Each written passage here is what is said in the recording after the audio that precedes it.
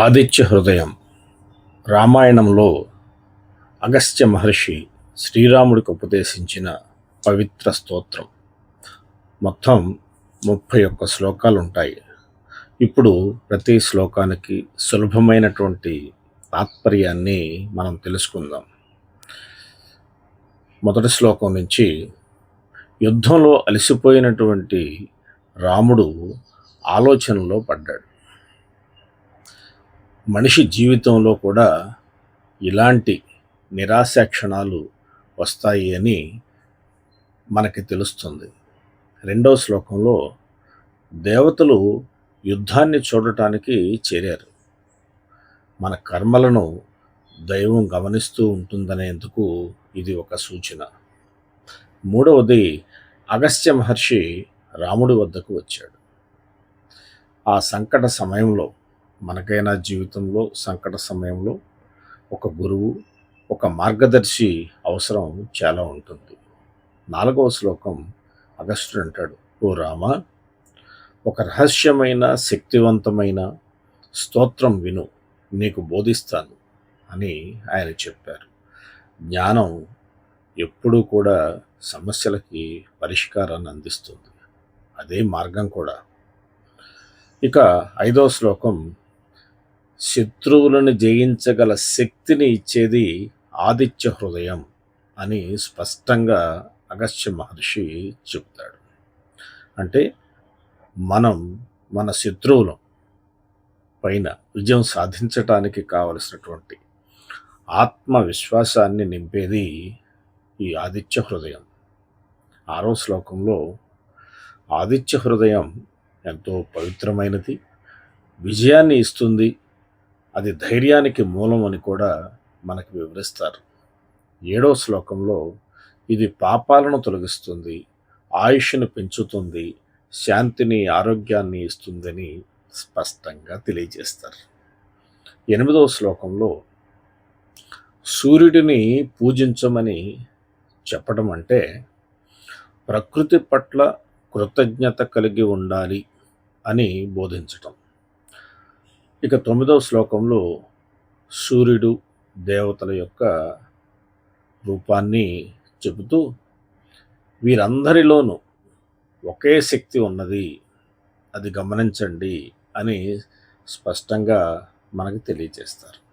10వ శ్లోకంలో, సూర్యుడు ఈ ప్రపంచాన్ని కాపాడుతున్నాడు, ఆయనే ప్రాణశక్తికి మూలం అని మనకి స్పష్టంగా తెలియజేస్తున్నారు. 11వ శ్లోకంలో, బ్రహ్మ విష్ణు శివ స్వరూపుడు ఆ సూర్య భగవానుడే. అంటే సృష్టి స్థితి లయ వీటన్నిటికీ మూలం ఆ సూర్య భగవానుడే అనే విషయాన్ని చాలా స్పష్టంగా మనకి తెలియజేస్తున్నారు అగస్త్య మహర్షి. ఇక కాలము, యముడు, వాయువు ఇవన్నీ కూడా, అంటే జీవితంలో అతి ముఖ్యమైనటువంటి సమయం అతనిపై ఆధారపడి ఉంది అని మనకి తెలియజేస్తున్నారు.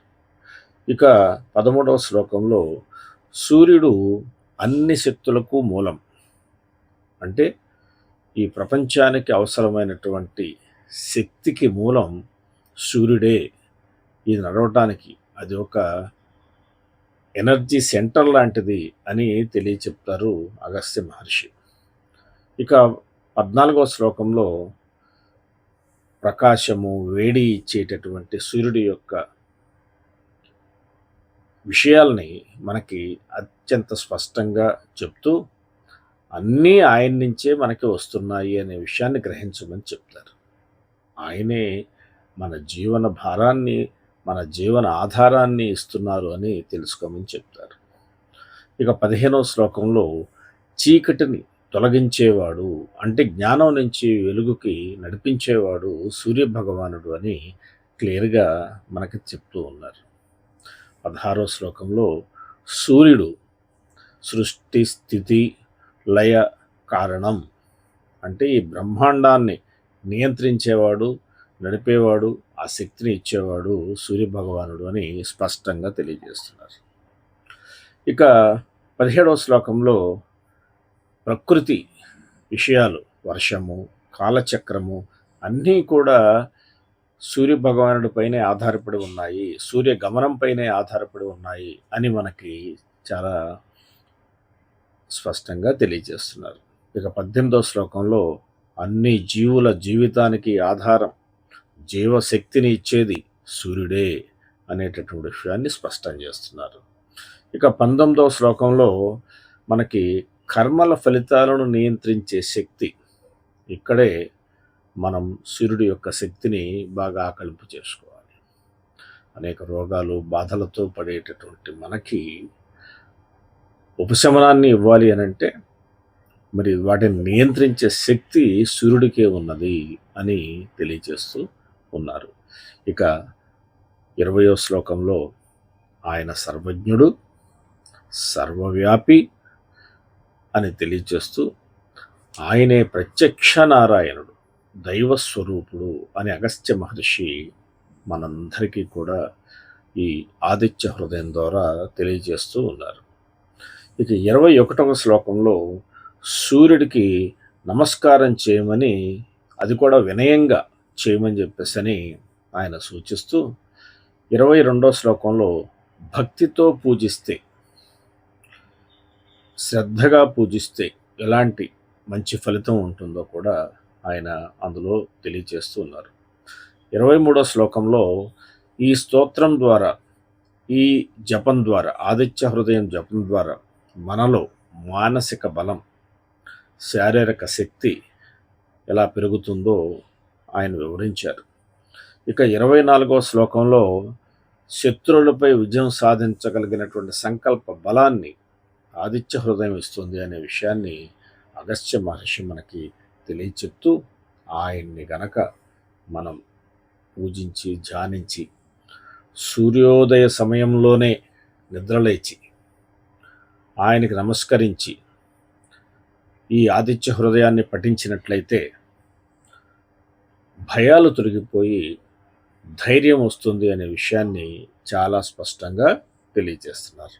ఇక 26వ శ్లోకంలో 3 సార్లు జపిస్తే, రోజుకి 3 సార్లు కనుక ఆదిత్య హృదయాన్ని జపిస్తే విజయము తప్పదు, ఖచ్చితంగా విజయం లభిస్తుంది.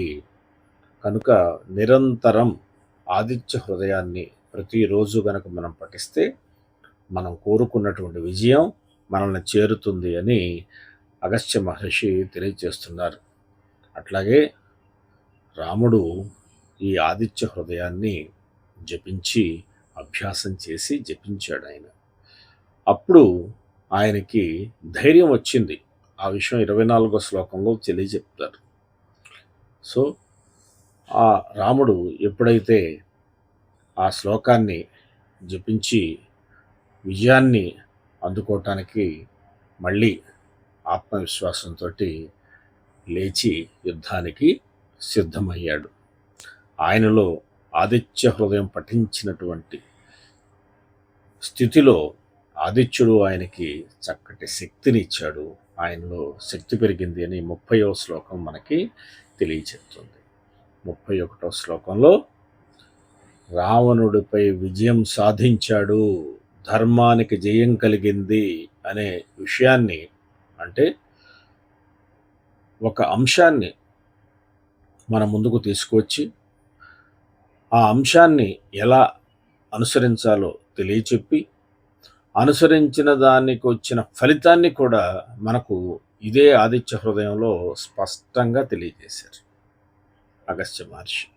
కనుక ఒక విషయాన్ని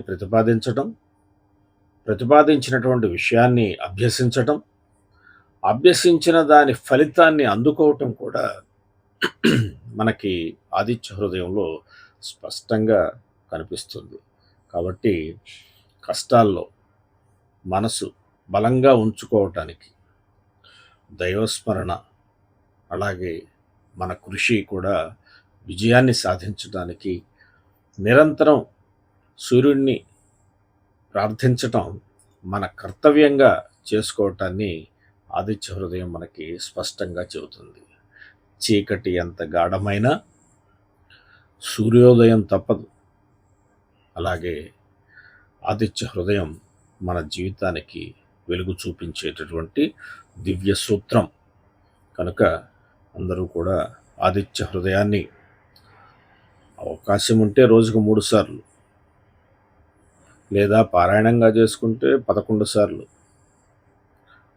కనీసం ఒక్కసారైనా ప్రతిరోజు ఆదిత్య హృదయాన్ని పఠించి, అది కూడా సూర్యోదయాత్, సూర్యుడు ఉదయించే సమయంలోనే ఈ ఆదిత్య హృదయాన్ని పఠిస్తే, ఎందుకంటే మా గురుదేవులు ఒక మాట చెప్తారు, స్టాఫ్ అందరూ కలెక్టర్ గారు వచ్చే సమయానికి సిద్ధంగా ఉండాలి, ఆయన వచ్చిన తర్వాత స్టాఫ్ రావటం కాదు, కలెక్టర్ గారు వచ్చే సమయానికే సిబ్బంది అంతా సిద్ధంగా ఉండాలి అని చెప్తారు. అంటే సూర్యుడు వచ్చే సమయానికి మనమంతా సిద్ధంగా ఉండాలి, ఆయన్ని ప్రార్థించటానికి, ఆయనకి విషెస్ చెప్పటానికి.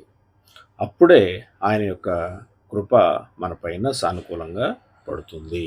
కాబట్టి ఆదిత్య హృదయాన్ని పఠించి అందరూ కూడా మంచి ఫలితాలు పొందాలని హృదయపూర్వకంగా కోరుకుంటూ నమస్కారం.